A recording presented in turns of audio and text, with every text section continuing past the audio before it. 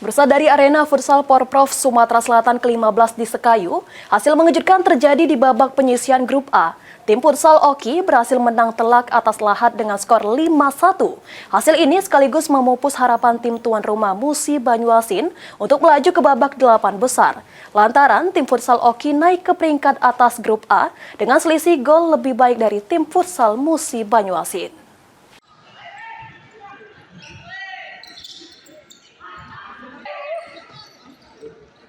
Pertandingan seru antara tim futsal Ogan Komering Ilir dan Lahat berlangsung di Gedung Stable Berkuda Sekayu, Kamis siang. Sejak peluit awal, tim futsal Oki langsung menampilkan permainan cepat dan pressing tinggi. Hasilnya, gol demi gol tercipta melalui skema permainan yang rapi dan terorganisir. Hingga peluit panjang berbunyi, skor akhir menunjukkan keunggulan telak Oki 5-1. Kemenangan ini sekaligus memastikan langkah Oki ke babak 8 besar.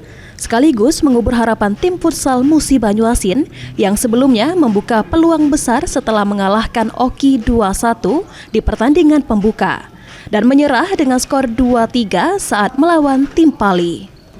Dengan tambahan 3 poin, tim futsal Oki naik ke peringkat atas grup A dengan selisih gol lebih baik dari Muba.